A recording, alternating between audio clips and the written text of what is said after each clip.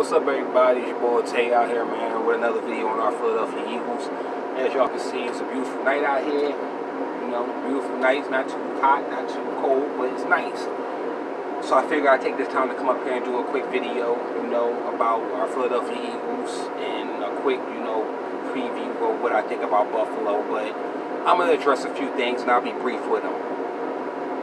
Of course, these past couple of days, man, been rough for the freaking Philadelphia Eagles, man. Top to bottom, basically from the head coaching on down to the players. It's just really the locker room is completely in shambles, and we all have seen and worked through word speculations of who's quote unquote been the rat or whatever, which me personally, it doesn't really matter at this point. It's basically a whole showdown of everybody just not on one accord from the top to the bottom. And I feel like a lot of that has to start with the coaching. These last two games that has been played by the Philadelphia Eagles has been a complete disaster. And I'm going to be honest, this last game, Carson Wentz has not played good. I mean, not good at all, but at the same time, if we go back into some of the previous games where he did play and tried to carry this team on his back, and it wasn't successful because, of course, you got players that had drop passes.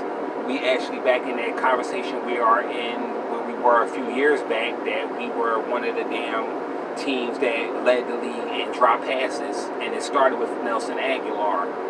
And as it progressed as of last year, which people fail to bring up, that if everybody's so on Nelson Agholor's ass, why haven't nobody jumped on Alshon Jeffrey for dropping an important pass in the fucking major game that could have led us back to Super Bowl with Nick Foles, of course. But we're not going to talk about that right just yet. But it's literally, to me, I've been seeing, it's been pretty damn obvious that this locker room is not on one accord at all. And I think from the top, starting with the GM to the coach, they need to get this addressed fast. Because not only we became the team that's basically being talked about, not just throughout Philly, but we're the most talked about team around the league right now to what is going on with the Philadelphia Eagles. Everybody wants to know what's going on with the Philadelphia Eagles. And, of course, us Philadelphia fans, for these last 3.5 weeks, maybe this past month, what has the Eagles done as far as a draft? Now, I'm going to just be a brief moment on the drafts. Some Philadelphia Eagles content creators or some fans just in general think Jalen Ramsey should have been signed. Me personally, I think he should have been signed too. But I'll say as a rebuttal,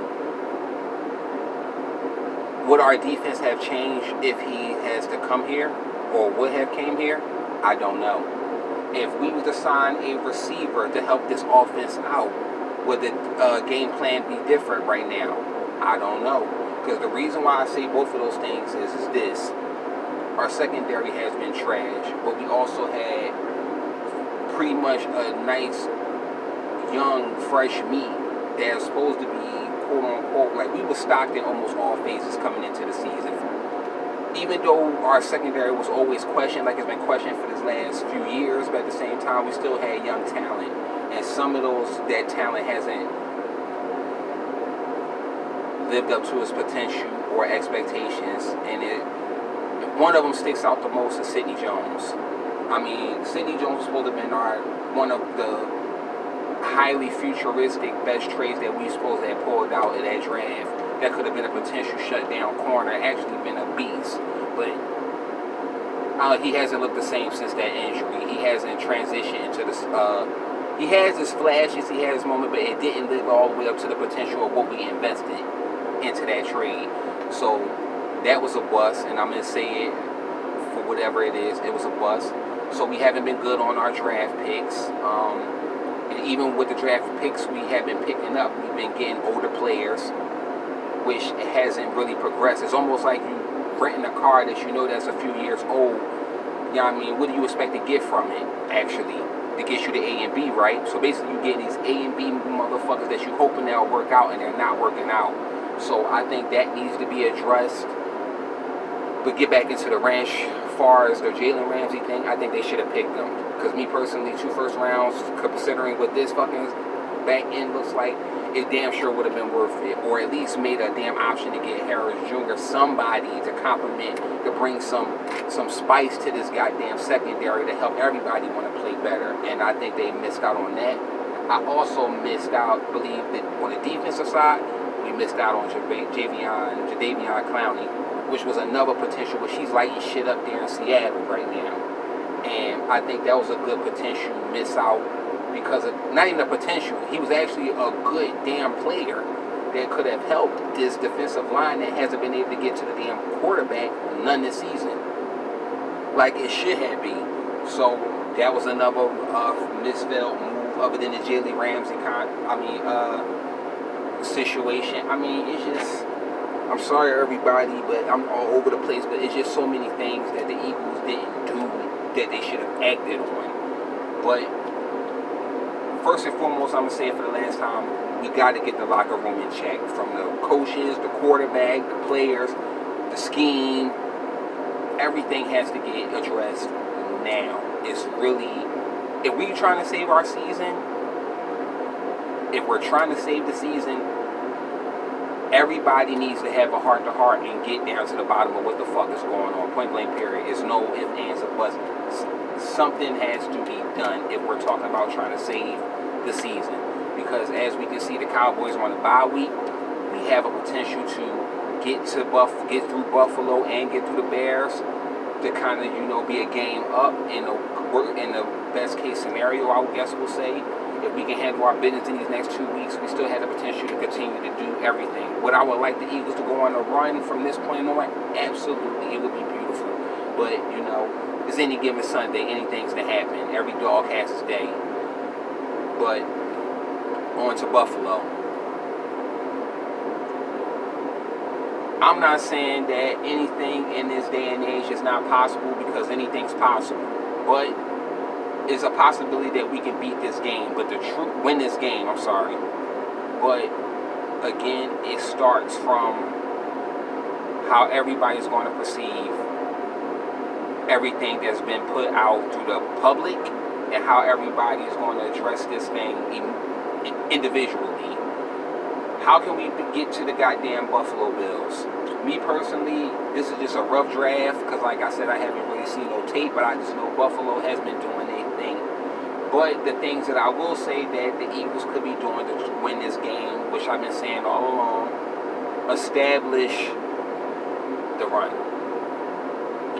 Because one thing we are missing and we haven't seen from this offense, we haven't seen enough screenplays. We haven't seen enough play action, which opens up the deep pass, regardless of what we got going, whether it's intermediate, in the middle of the field. The play action hasn't been popping. So I think we need to establish the run. And I think we need to just really put more focus on allowing Jordan Howard to be the fucking ball hawk this point moving forward.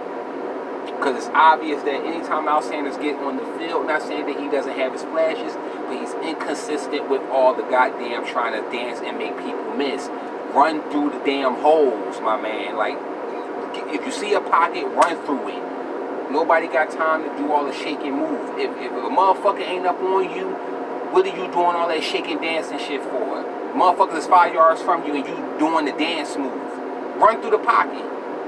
But at this point, I'm not even going to go into that. I think the Eagles really need to put the run game in perspective more than ever, because the thing of it is that you can't really execute the game plan without starting to run first, so you can open up the playbook and actually see what you got and what the defense is going to give you. Because one thing about a goddamn defense, they got to respect, especially if it's powerful and they can't stop it, is the brutal run game.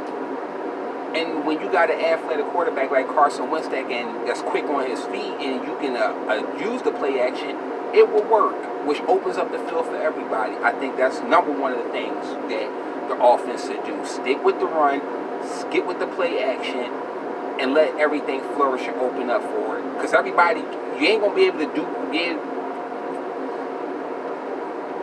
It's only but so long a motherfucker can pull your card, especially if you know how to game plan against them right. Moving on to the defense. The defense got to get back to the basics and the fundamentals, because the thing that's making me mad, and I'm going to address one player And everybody's giving him a lot of crap. At the end of the day, if he put his middle finger up, then guess what? I don't blame him. Malcolm Jenkins. Malcolm Jenkins is being used way too much more than what I thought he would be used this year. There's no way in hell that this fucking Pro Bowl champion should be having to be used to come and tackle motherfuckers at the line of scrimmage when you got all this fresh meat that can't cover worth a damn. At least if you're going to do that, put I'd rather put the old school guys out that knows what's going on and that can read coverages, and let the little young balls be the motherfucking tackling machines to go run up against the line of scrimmage. So that part right there, man, people that's criticizing Jenkins right now, I'm gonna tell you right now, y'all fucking idiots. This dude has played almost 90% of the goddamn snaps on the defense and doing everything that he can to help make this team win. But meanwhile, he got motherfuckers like Rasul Douglas, Sidney Jones, and whoever else in that category fucking shit up, and they can't cover their man, and they so nonchalant about it. So why is it wrong for him to be emotional about it if no one's getting their goddamn job done and playing their part? The defense has to get back to the basics. Bottom line, far as tackling, somebody that can fucking actually get their hands on somebody and tackle, somebody that can actually stop the run, someone that can actually stay man on man with their goddamn persons or person. I mean, we gotta get to the basics. And ultimately, the last thing I'm gonna do before I close this damn video out, the coaching staff gotta execute. And when I say coaching staff gotta execute, I mean, I'm going to say this for the final fucking time. Mike Rowe, your time is up, player. I personally don't believe we're going to have him next year. I will hope we don't have him next year. But at the end of the day, I'm not the GM, so I can't get rid of a motherfucker. Truth be told, man, right now, if I was the GM, a lot of people would be gone by now. Shit, a lot of people have been gone 3 weeks ago, if you ask me. But Mike Rowe needs to go because it's starting to look to me like as if, like, matter of fact, I'm going to put it out there for what it is. We all know this. Doug Peterson is a quarterback coach. It's a quarterback coach. Not taking nothing from him to say that he can't make up a game plan or draw plays, but it seems like every time Coach Peterson do run the game or call the game, I'm not going to say it's inconsistent. Matter of fact, it is inconsistent because it's like, I feel like he gets too anxious with the play calling because of the quarterback that he has. And I feel like he's not making the game plan simple for Carson Wentz as he would probably do for Nick Foles or Josh McCown or any other set or Nate Sudfeld. Like making the goddamn playbook a simpler where they don't have to do as much. And I think Coach Peterson gets sometimes over his head that he actually has a quarterback, a mobile quarterback that can do some of the same things these quarterbacks are doing without putting himself in harm's way. And I think he's not putting enough emphasis on that. And I think he's not putting enough emphasis on making sure that his offensive line is protecting his quarterback. So I firmly believe that that needs to be addressed. I mean, I think all coaches have to be addressed in this thing because it's a team effort. And if we are not as one making the proper adjustments, not just at beginning of the game, halftime adjustments, I mean, all the things that are so important that we probably bypass. Or I don't know if they're bypassing or they just don't care. But it seems like this whole team just don't give a fuck no more. They got their Super Bowl and they just all, you know what I mean, diva fanatic with it. And they're not showing no fucking heart. So, in hopes this week we can get past Buffalo. But if we don't, I'm going to just say this. If we can't win the next 2 out of the 3 games coming up,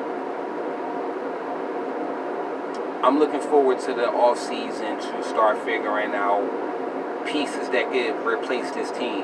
But one thing for sure, today for certain, the entire roster that we have, I'm gonna say almost 45% of that got to go. Tell me what y'all think, man, in your comments, man. If you're new to my channel, like, subscribe, share, put a brother up with the rest of y'all, man. But in the meantime, man, coming at y'all from Virginia, I'll let y'all on y'all Philadelphia Eagles.